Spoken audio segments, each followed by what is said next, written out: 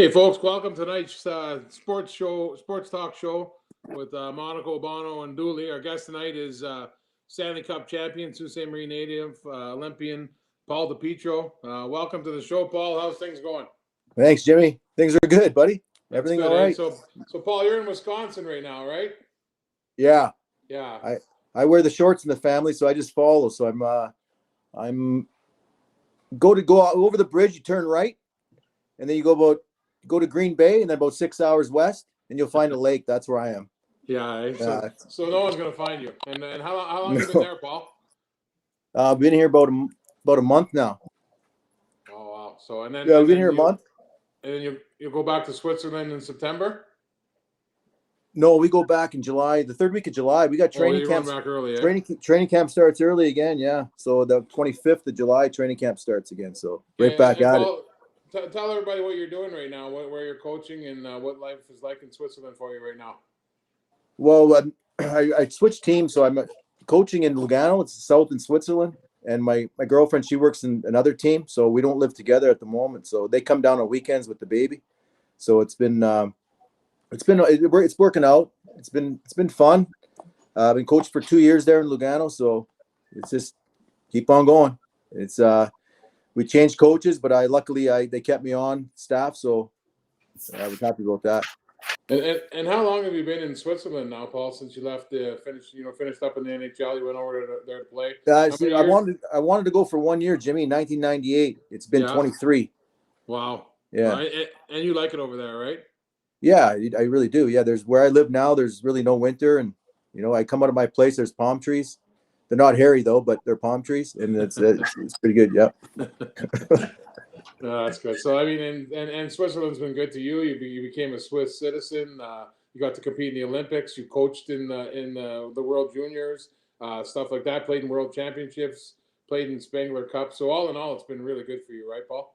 Yeah, it's been a pretty good ride. I went to a party in 1986 when I left Sault Ste. Marie. I'm still at that party, so I'll just wait until it ends. I don't know when it's going to end. Yeah, that's good. Keep the party going as long as you can, right? Yeah. Yeah. That is a pretty good party, though. Never mind. Yeah. I'll let Dom ask you a couple questions, and then I'll come back on. Yeah, go ahead. Will we lose Dom? Yeah, you know what, Paul? Just so everybody knows, like again, Jim and I have had the chance. We've known you for so long, buddies for a long time. You and I since probably 5 or 6 years old. It's always nice. We talk hockey every day. We're still best of friends. For you right now, this past year, we were just talking about it before we came online here, but that past year with COVID and stuff, how did it affect you guys over there? Just playing without the fans and everything else. It's funny you say that. It's funny you say that. You remember about 14 months ago, we were the first team in Europe to have no fans. The first game we played a game, we had no fans, and we didn't know what was going on at the time. So a day later, there was a Champions League soccer game, and about 40,000 fans from Spain went to Italy, and they played that game in front of a full house. And then all the fans went back to Spain. That's what happened there. And then it just started snowballing from there. And I kept on telling you, I go, the NHL and the NBA is going to be shut down soon. I don't know if you believe me, but after I said it, was like it was almost every day you would say it. You'd say it like almost daily. You guys are done. You guys are done soon. And you didn't know what was going on. Like you peek your head out the window, you're going to get sick. I had no idea. So we just kind of everybody met. Our team met, and the manager came in. The president came in and said, "You guys better go home." So they had the flights for the guys, and we all went home. And there was no looking back. But luckily, we got the season in last year. We started off with 75% of fans. So we had about 6,000 fans last September. Didn't last very long. And they kind of dwindled down to zero. And we now I'm going back to training camp. So I just talked to some guys there. We're allowed to have full packed stadiums again. So it's good. That's good. No, for again, people that don't know, there was a lot of outbreaks with different teams in your league and stuff, and you guys were kind of affected by that too. So you just want to give us a little the lowdown on what happened with you guys. Yeah, for sure. We started training camp. We played a few games, and I was in quarantine 3 times. So we had 3 breaks. So we had 2 guys had it, and everybody had to go in quarantine for 2 weeks. That time there, we get to practice. So we were in our own bubble. We practiced. Actually, I was in a bubble for like 10 months. Like we were allowed to go home, the rink, and we're allowed to go to the grocery store. We couldn't really go anywhere else. John Travolta. Yeah. Yeah. And then, John. yeah, I lost train of thought. What did you ask me again, Don? No, that's it. Again, we were saying before, it's what a crazy year. Yeah, so whether you're a player or a coach.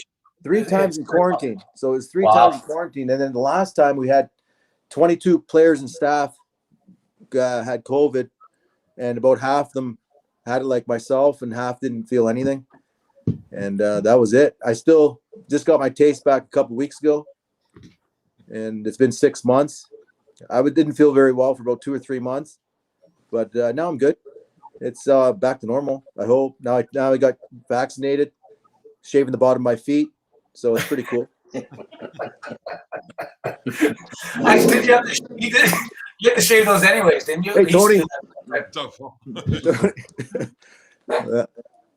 So, Paulie, so now that we're shooting the shit about hockey and stuff, and your time back in the day with the Canadiens, with everything going on with the Habs this year and their run, maybe give us a little idea of how it might be in Montreal right now. Like they're showing people in the streets, and just maybe give us a little rundown of what you guys were going through back in '93 during that run. A few of my friends, I'm kind of confused. A few of my friends sent me some pictures and video. They're drinking and eating and partying in bars there, so inside. Yeah.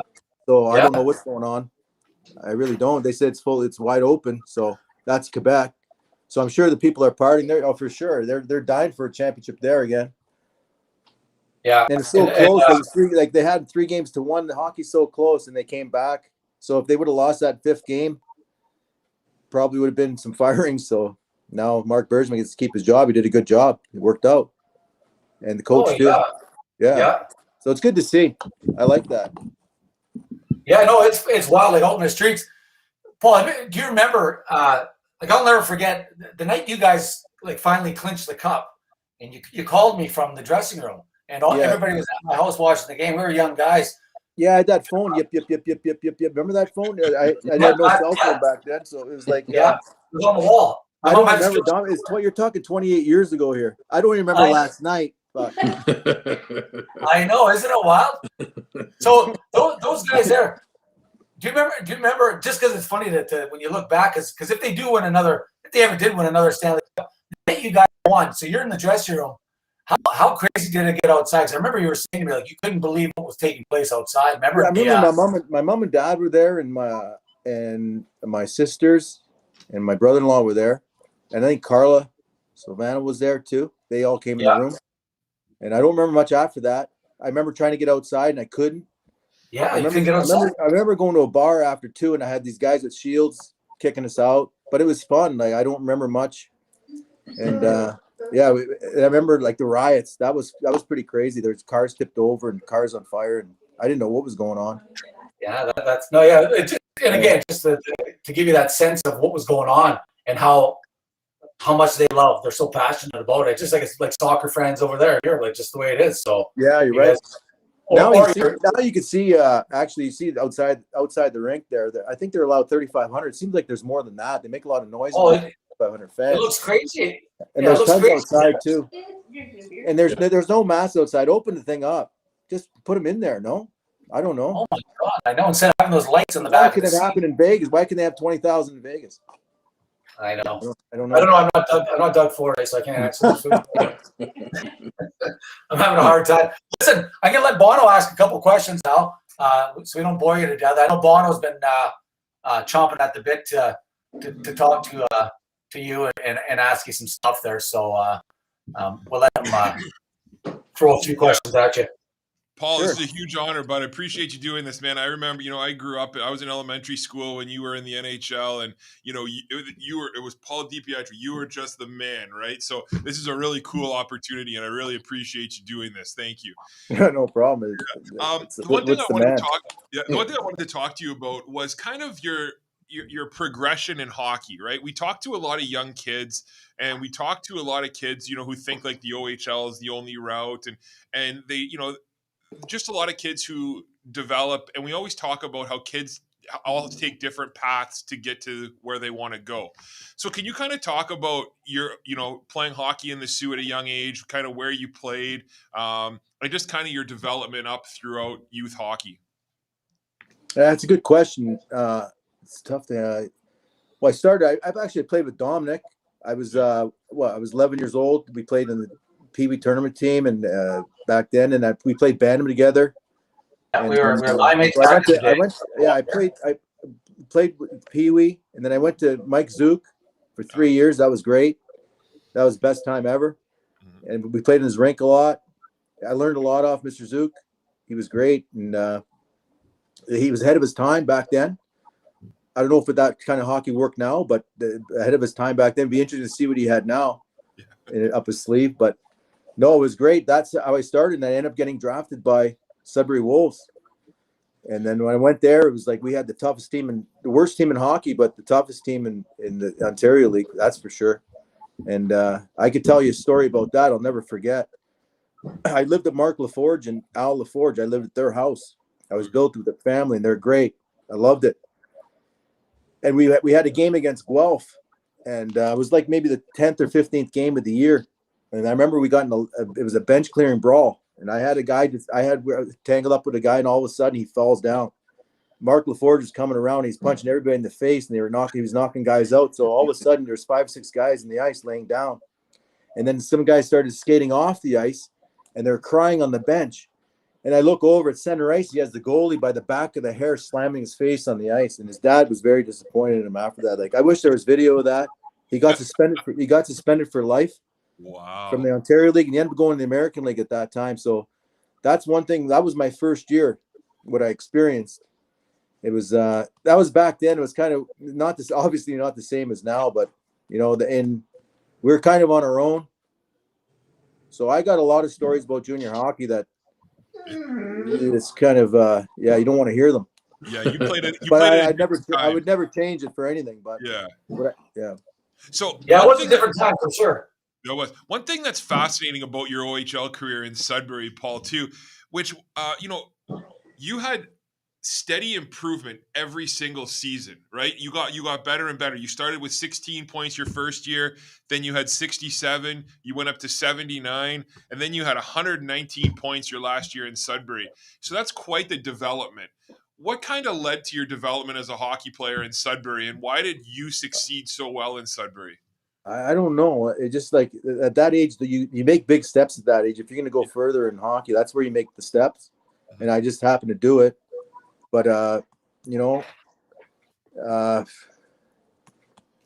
was just, you worked hard. It was hard work. You had to leave home at a young age, and you just wanted to be better. I was kind of focused, and I was just wanted to get better, and it just happened to be. And like back then, I wish I had like skill coaches, and the coaches was terrible back then too. I didn't learn anything.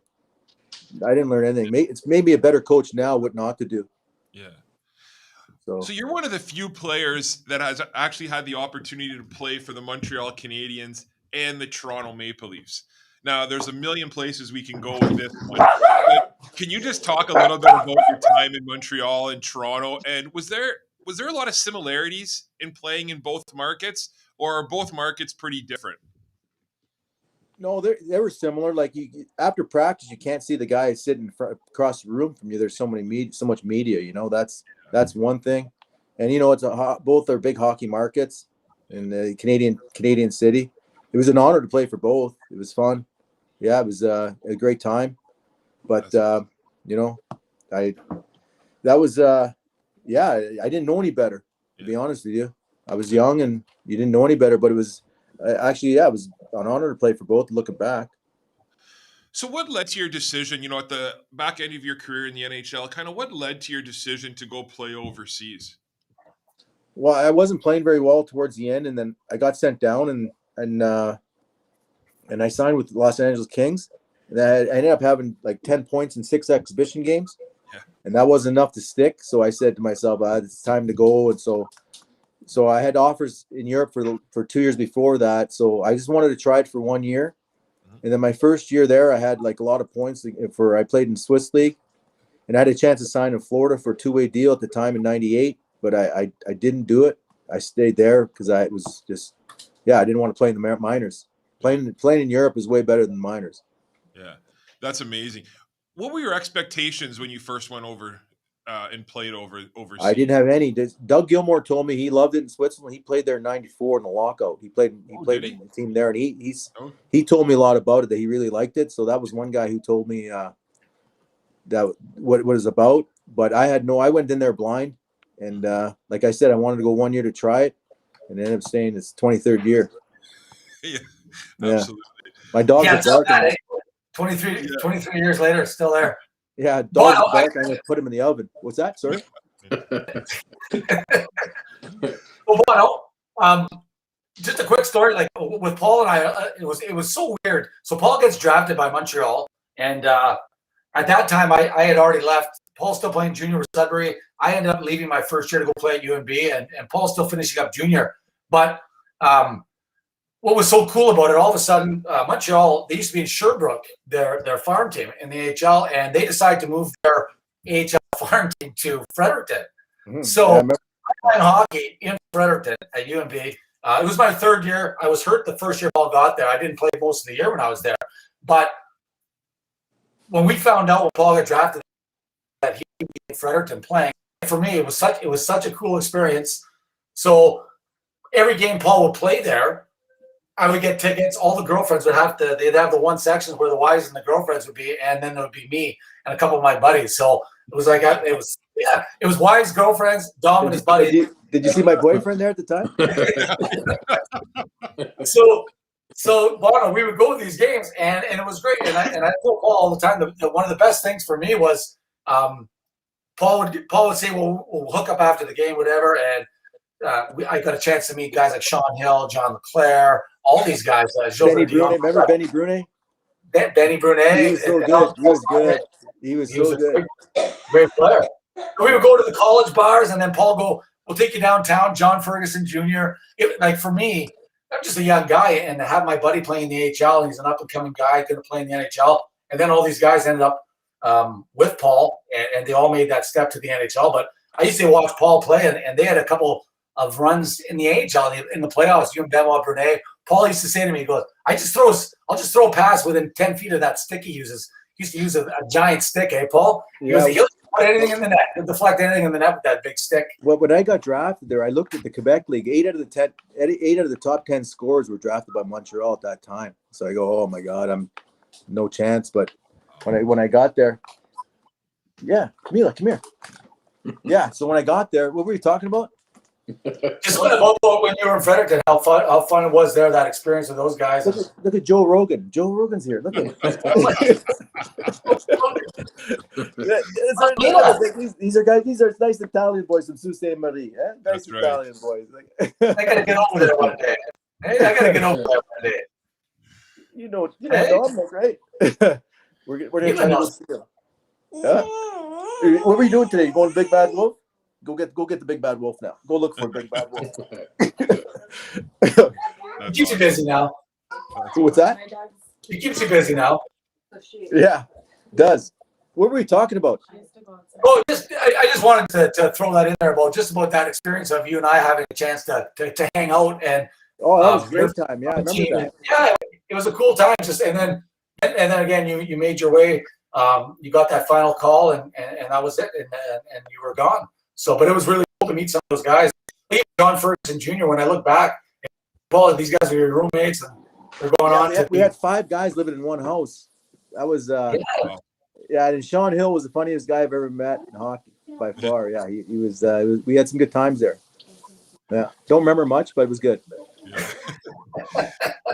So, Paul, can you talk a little bit about your Olympic experience? I mean, that must have been an unbelievable opportunity for you, and just to be able to suit up in the Olympics, and kind of what was that like, especially getting to play against Canada? Yeah, well, the Olympics at that time, it was in Italy, so we'd be walking around. You couldn't even tell it was Olympic. We were in the village a lot. So we stayed in the village. We played cards all day long and our off days. We were a pretty tight-knit team. So we stayed in the village a lot, and I didn't even go see any other events. Yeah. So we just played our games, and we went in the city a couple times. But it was actually a great experience. And playing against Canada, I remember our goalie had a great Martin Gerber at the time. He saved about 50 shots. He was stood on his head, and I happened to be at the right place at the right time, and we won the game 2-0. I'll never forget that. That was a pretty cool experience for sure. And that's got to be an amazing memory for you, though. That just to be able to kind of pull that out. That's amazing. Like big win. That was cool. Bono, I tell lots of people too. Paul, there was something about Paul. I don't know. It didn't matter if it was minor hockey, minor sports, but whatever it was, there was always something. There was he had a flair for the dramatic, and he scored big goals always at big times, and that's one thing we always laugh about. My biggest goal I ever scored was in Wawa, Dom, but in the ball hockey. I wanted to tell you. You got to tell these guys that. I know. You know the story more than me. I don't. I remember we just got chased out of town. We remember you gave me the pass in the slot about three. I had 3 shots in a row and finally the last one. Yeah. And then Bono, I played ball hockey up in Wawa. It was absolutely insane. We got to see Chris Simon punch out. He tried to pull the referee out. Yeah, it was. Those are good times too, though. But again, aside from all that kind of well, no, but the same game, Tony. Listen to this, Tony. Chris Simon, he got a 10-minute misconduct. He got thrown into the game, and all of a sudden, the referee's on his back getting punched out. And I told his dad, I go, "What's Chris doing?" And his dad told me, he deserved it. The ref deserved it. So that was a true story. Yeah. No, Starter will tell you that too. Yeah, we had a couple of we went out there 2 different years. It was fun though. Those are good times too when you're playing and doing that with your buddies in the summer. And that was the biggest goal. That's the biggest goal I ever scored. Yeah, it was your biggest goal. Overtime in Wawa. That's why I want to remember that one.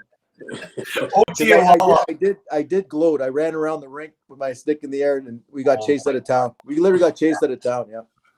I believe it. I lived in Wawa back then, so. You did? Oh yeah. Did the goose shit on you? Oh yeah, it was a mess. All right, couple questions here for you. They're going to be kind of rapid fire questions, but we could stop and talk about them a little bit. Not to put you on the spot, so you could say pass if you need to. But when you played, whether it's NHL, AHL, overseas, what's the toughest place that you ever played? Toughest arena? The old Boston Garden. Yeah. That for sure. Yeah, that was so small.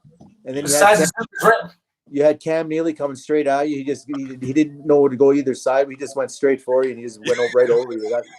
The Boston Garden for sure, and the old Chicago Stadium too. That was loud. Yeah. Where was your favorite place to play on the road?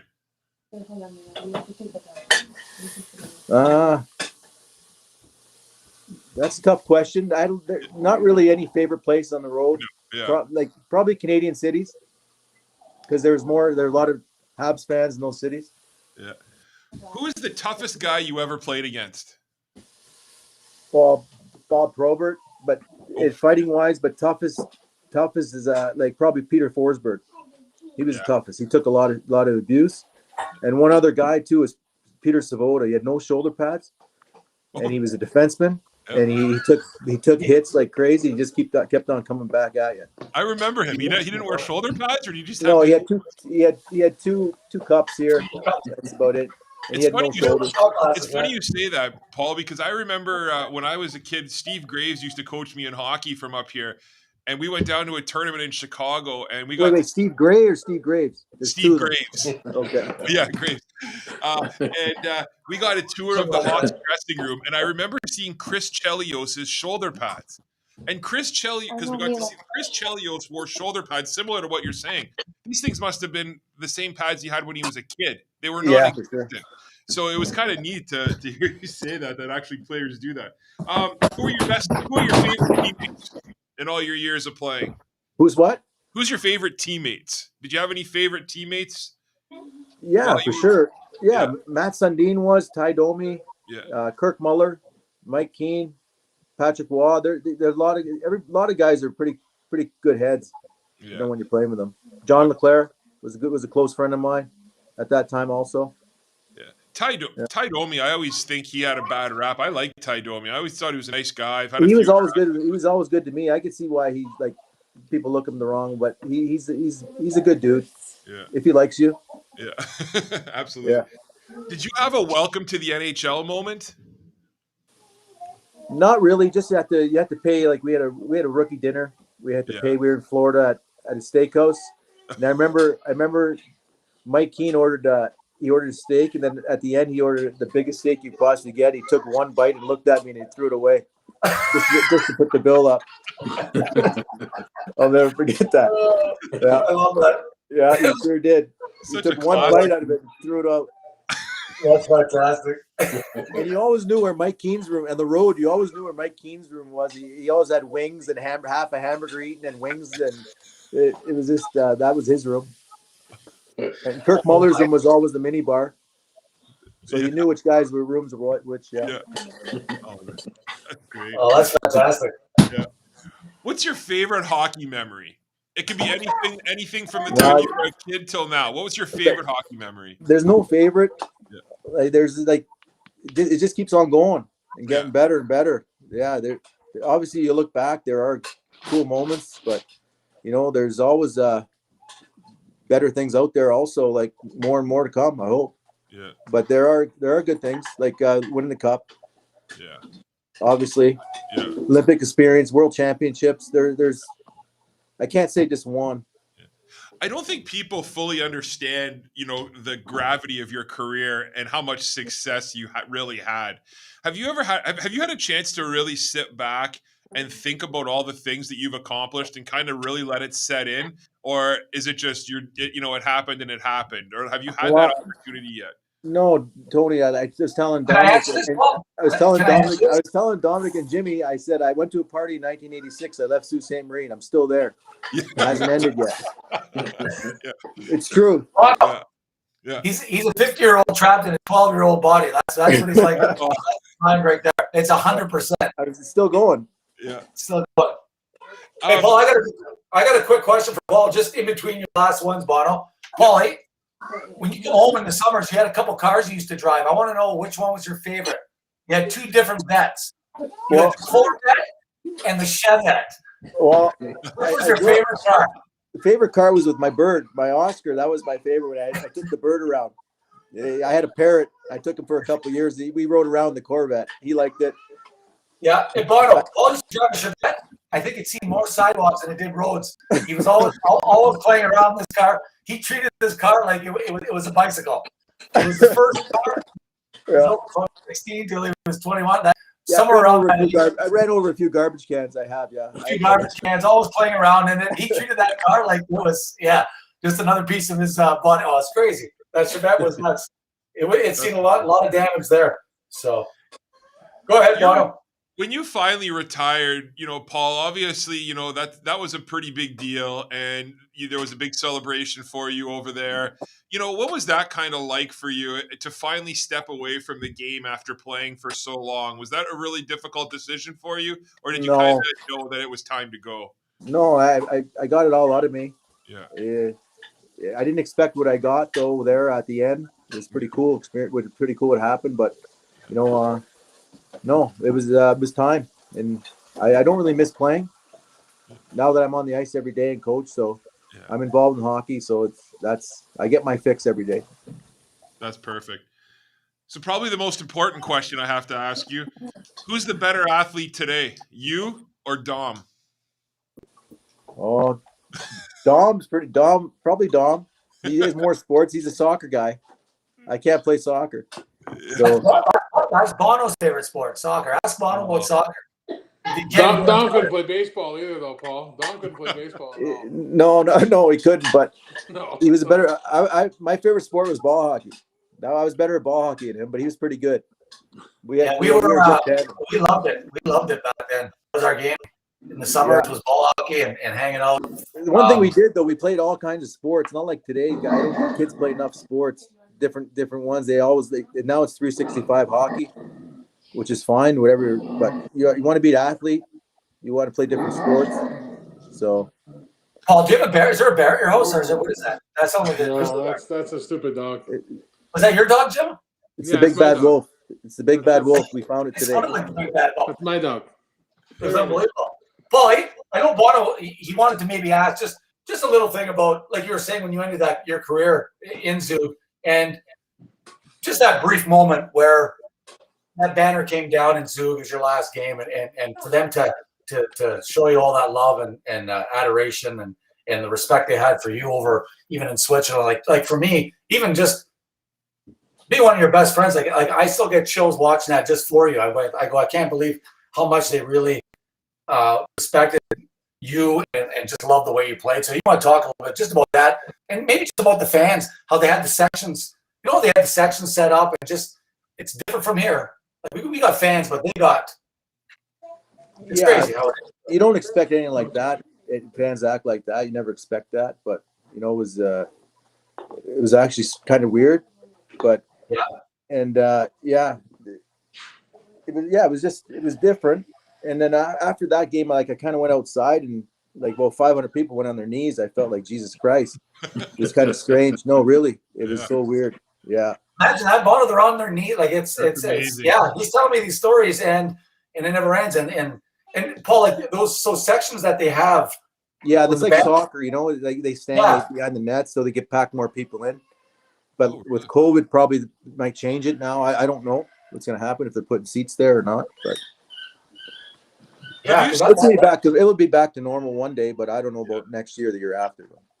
How have you seen hockey kind of grow in Switzerland from the time that you started to now?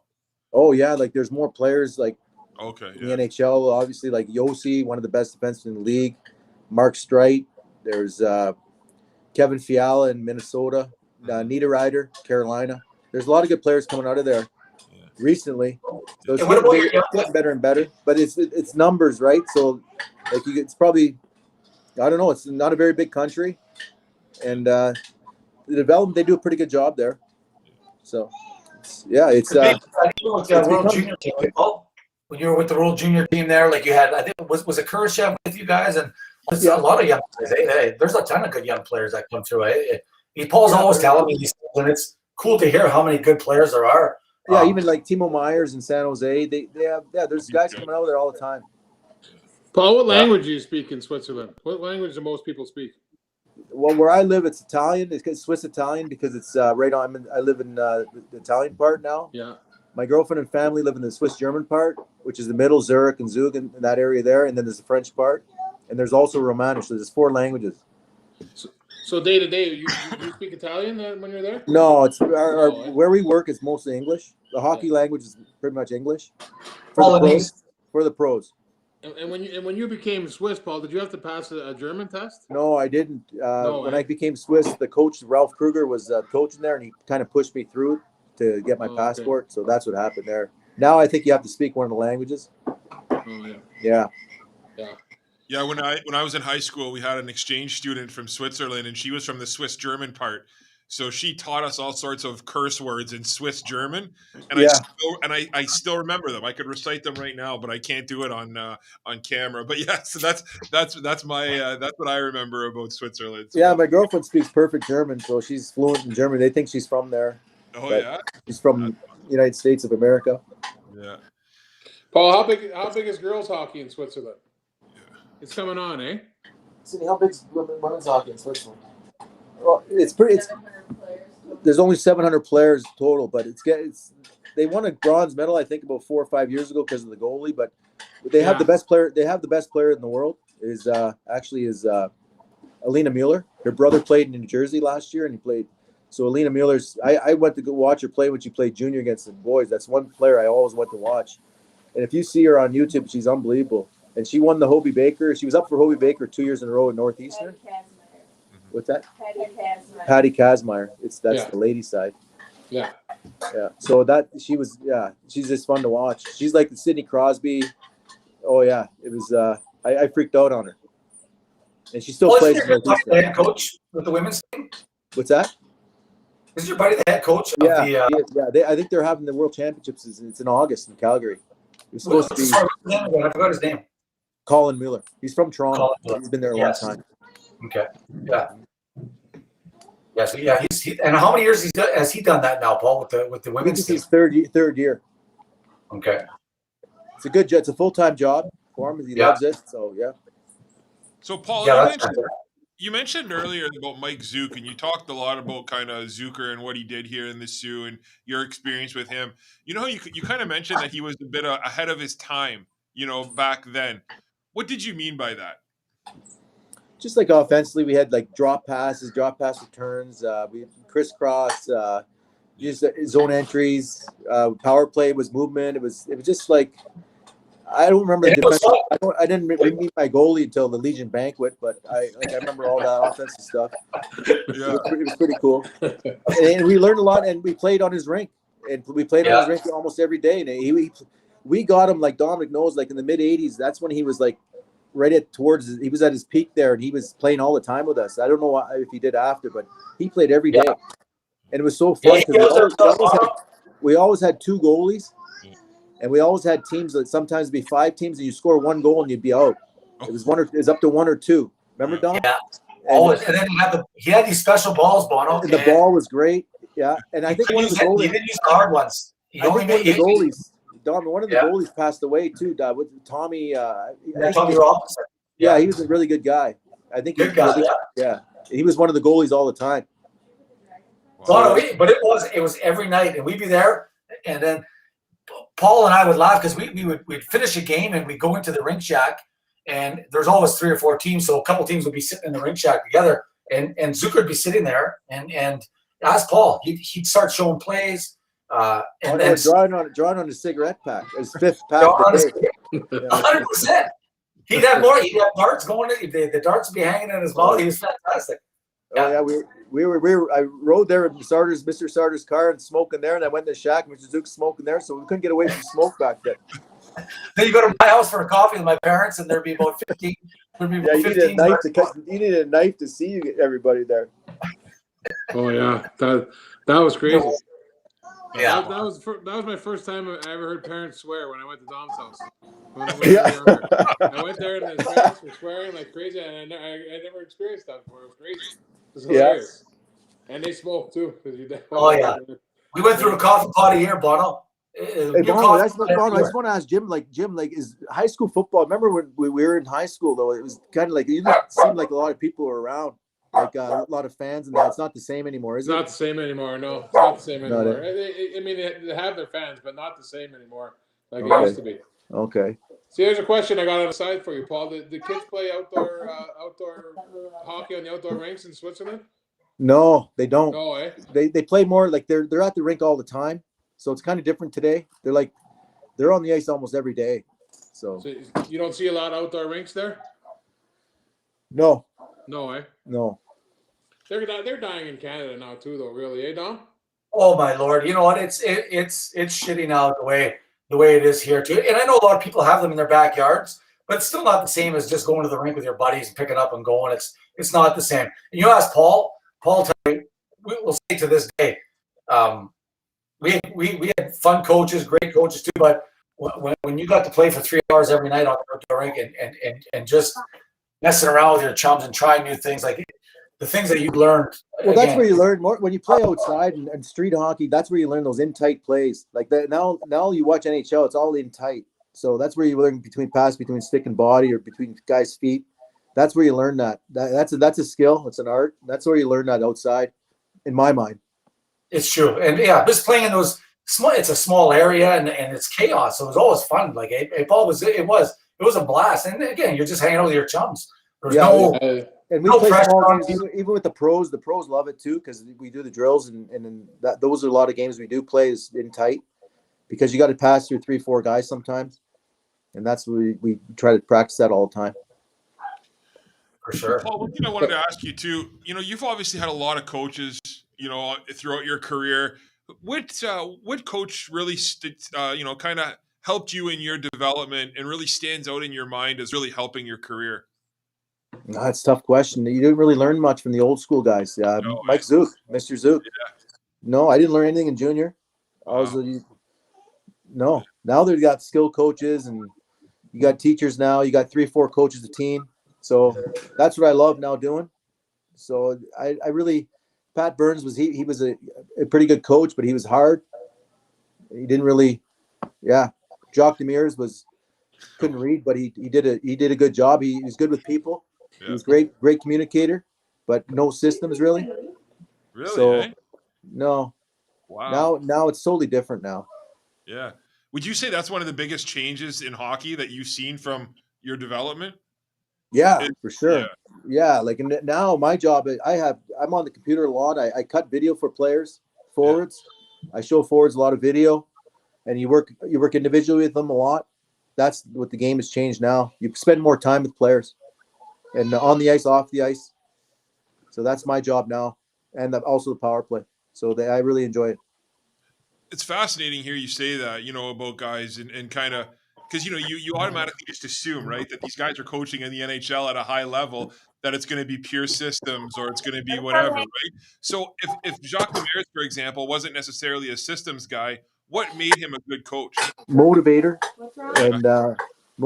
and he's just like he's a team guy, like players coach. Yeah. He was a great guy, actually. I really enjoyed playing for him. I don't know if you want to answer this, but was there a coach that you played for that you didn't really get along with, or that you could have done without type deal? Not really. No. No. If you work hard, if you work hard and bring it every day, you have no problems with any coaches. That's awesome. Sometimes you do, but sometimes they get on you, but you're not going to have a great day all the time, right? Absolutely. Can you talk a little bit about what you're doing now? I'm not sure if you guys covered this earlier, but where are you now? For people who aren't familiar where you're living now, kind of what you're doing now in hockey. Like what's Paul DiPietro up to nowadays?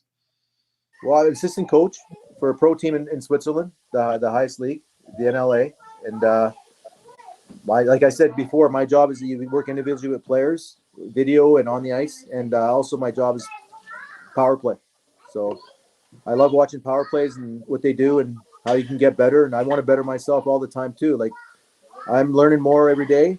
You learn more every day in hockey. You never know everything, and I learn more and more every day. And that's the exciting part of my job is I never leave work not learning more that day, and that's what's fun about it. Would you ever come back to North America if a coaching opportunity ever opened up here, or are you pretty happy with what you're doing now? Well, I love my job now, but you never know what in the future. I don't really plan ahead. Yeah. No, I don't. All I know is we're going to go look for the big bad wolf after in the forest. Yeah. And just so these guys, again, people that are listening too, we've had a chance to do some stuff now in the summers and maybe just talk a little bit about how fun that is just to get a chance because you're done now, you're retired. So with COVID and stuff, we haven't had a chance to do it, but just giving a chance for you and Cindy to come back. I got a chance to watch Cindy now too and do her thing. So yeah, she's still doing her thing in Zug. She runs the development part and skating, and she enjoys that. She's there. She's there every day. Now it's not easy with the kids, so that's it makes it a little harder. Yeah, because I know for us, like people say, well, we do a little hockey school, and for me, the hockey school, as fun as it is, it's just so fun to again hanging out with some of the guys that we get to do the hockey school with, and Cindy, and just that 2 weeks of just having a good time. Going back like with the development part, like we work like if we track the puck during a game, you track the puck. 80% of the puck is 3 feet off the walls. 80% of the game. So you want to work the walls. So we work a lot of the walls, picking up pucks along the wall and using your body, leaning on people, attacking the net. So that's the skill stuff we do with the pros. That's they like because that's what helps them. They don't stick handle through pylons now because that doesn't help them. You don't see many stick handle. Now only in tight when you want to score a goal that you want to use your good hands. That's really where you see it. But obviously like Kucherov and those guys are a different story that's a different level. But for the most part, the average guy, they like to work the walls. Another walls guy, eh, Dom? And you know what's good about that, Paul? Because people don't. People realize it because we talk about. And you love to teach as many skills as you can, but you get to a certain point where, like, again, you mentioned a guy like Kucherov or Panarin and these guys, and there's some skills that guys will never be able to emulate or duplicate. You just don't have it. Yeah. Like you're half your league or 3/4 of your league, like you said, they're just plugging away and trying to again work the walls, just doing good solid. Attacking the net and protecting the puck, and zone entries with the long, get the puck away from the player. It's a different game now, but it's still hockey. You still got to get to the net. It's funny, so Paul. You want guys that want to go on the inside. The guys who play on the outside, they're with the good hands and the skilled guys. If you don't get inside, you're useless. You can It's see funny. it now. Like It's Braden funny. Point. He gets in there. Oh, yeah. It's funny, Paul, because we were just talking about this a few weeks ago. You know, one of my big pet peeves with hockey is now all of a sudden the boards are referred to as the wall. I remember growing up, it was always the boards. Yeah. And it's like, Yeah. and so even Dom calls it the wall, right? So to hear you say Well, I it, think we should the first time I heard it goes, You know what else? Pink wall. Floyd What calls else it is the wall wall? too. Pink Floyd calls it the wall also, right? Yeah, the wall was Yeah. That's good.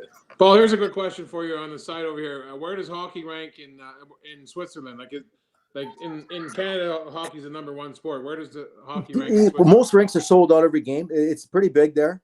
Yeah. It's probably arguably the third, fourth best league in the world. There's the NHL, of course, and there's the KHL, and then you have maybe Sweden and Switzerland.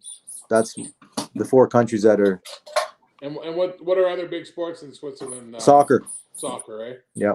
Yeah. Yeah. And where I live, there's no winter, so the golf courses are open all year round. really, But if you want winter, you drive 45 minutes in the mountains and you're skiing. You come down, it's no winter. It's kind of weird.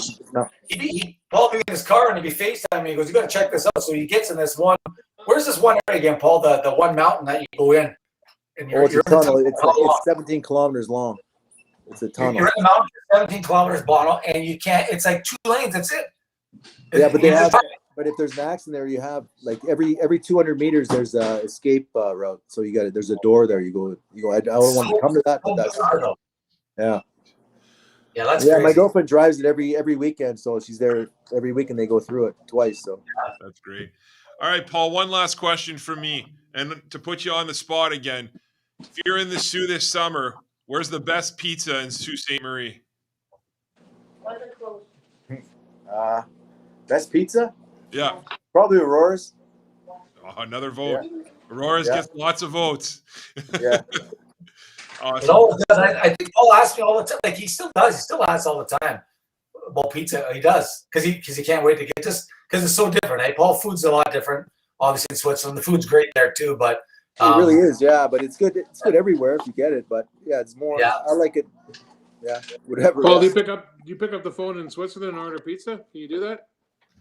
Yeah, of course. Yeah. Yeah, it's the same as here. Yeah. Everything's the same. Yeah, for sure. You got Uber Eats. You got Uber Eats. You got anything you want. Yeah. the only thing is, Mom Vince is bringing it to him. He's not delivering it, or he's not making it for him, right, Jim? But the restaurants, I haven't been there for a while because they weren't really open. They were open from when I got there in training camp till December, and from December till June 1st, they're mostly closed, just like here. Yeah. Or not here, but there. Yeah. So Hey, if you want to Paul, come I'll and ask see you me, one if you last guys want to question. come and see me, you go over the bridge, turn right. You go to Green Bay, and you go 5 hours west. You'll see a lake, and I'm on the left. Easy enough. I'll ask you one last question, and I'll let you go. I know you got to go with your daughter. Oh, this is pretty fun, actually. Who's going to win the cup? There's your question. Who's going to win the cup?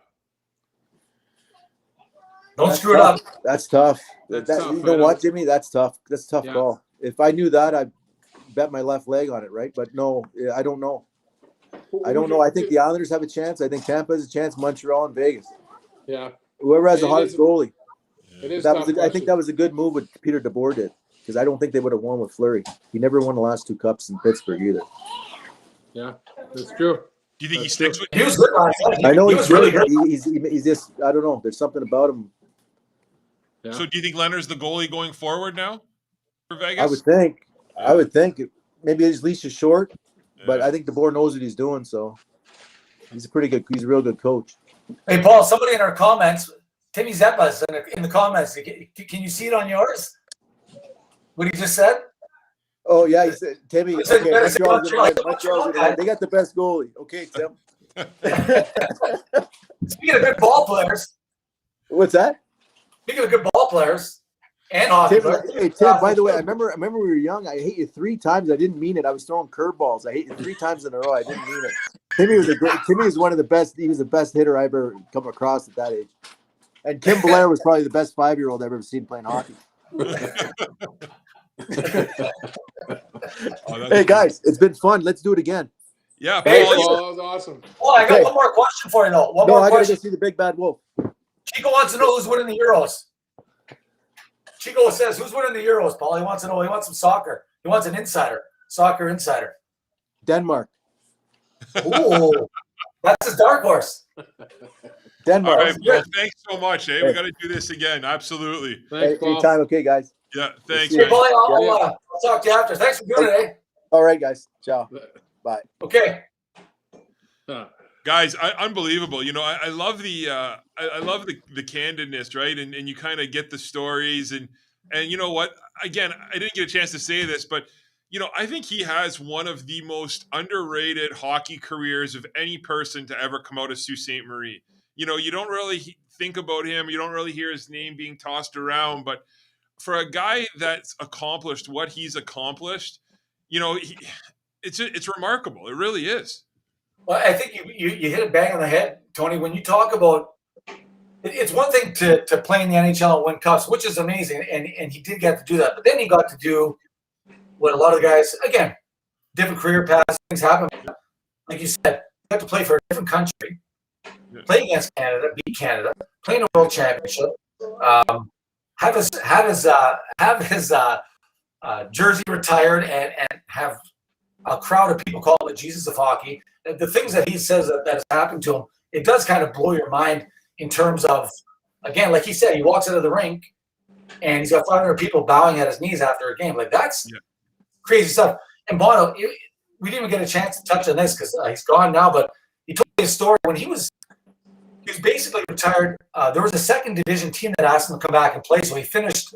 They were going on. I don't know if they were trying to get into the playoffs. They asked Paul to come back, so I think he come out of retirement for a small amount of time. He's in the second division, Tony. He had fans showing up. They had buses that were going to see him play in the second division from his old team in Zoo because they couldn't just watch him play on the ice again. Like, it's pretty cool stuff when you hear how popular it was, and he's very ho-hum about it. He's so nonchalant and he's very humble because it is a pretty cool career when you look back at all the things that he's done. And Jim knows too. Like, we'd sit and Bono, if he ever gets back here, we'll have you in the backyard too, and we'll just shoot the shit.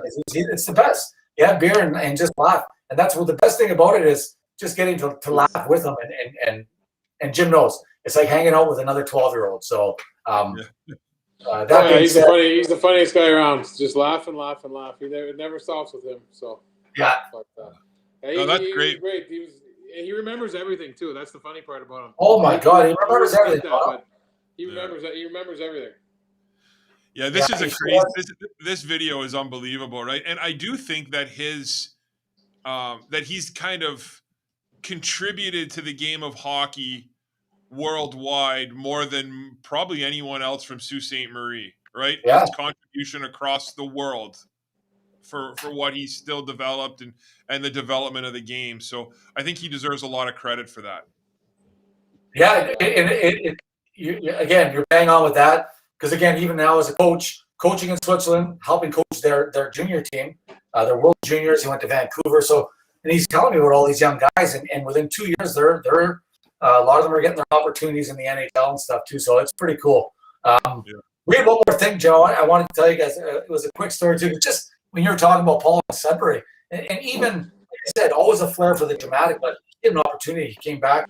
I was away at the time playing already. I was gone, but I'll never forget people saying about Paul scoring 5 goals one night here. It was the overtime when he hit all 5. And he shot his gloves like Timo Solani at the Gardens. And a lot of people at that time were like, this guy here, he even comes home. And again, Sioux boy, you know how people feel about the Sioux kids when the Greyhounds have an opportunity to maybe draft one of these guys and they end up slipping through the cracks. Then they come back and haunt you. So that was always a fun story. I remember being at the Gardens and they were booing Paul. Well, his last year there, they were booing him at the Gardens too because of the way he had acted, but he won. He tied for the scoring title his last year there. You said the 119 points, Bono. He tied with Keith Primo for the scoring title.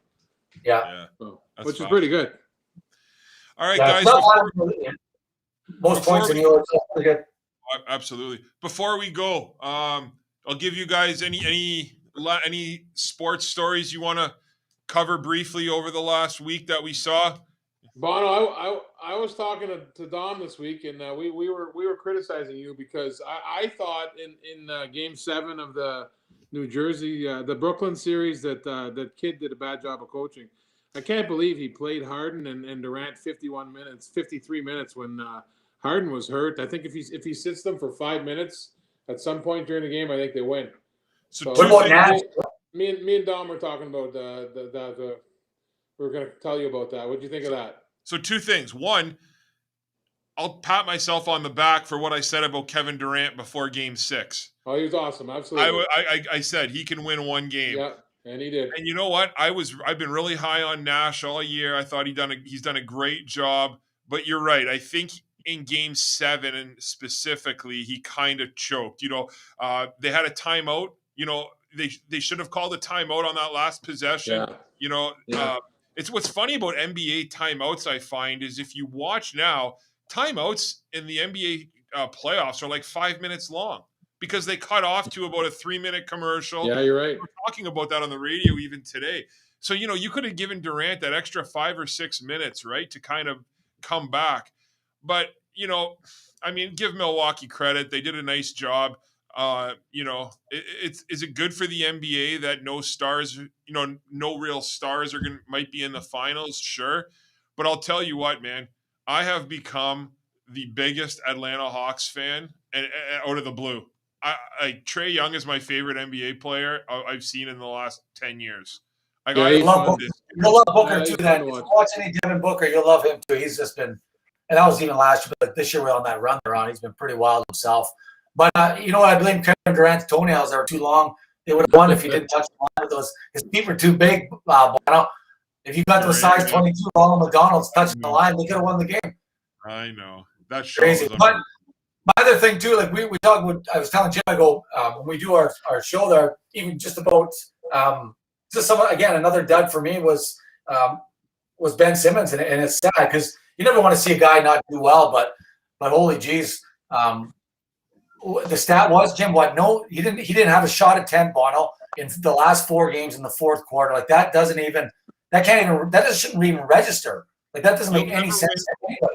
You'll never win when Ben Simmons is your second best player. You just won't. I firmly believe that. But the thing with Ben Simmons is he really is really good at everything except shooting. Like I know that sounds. That's stupid, my point.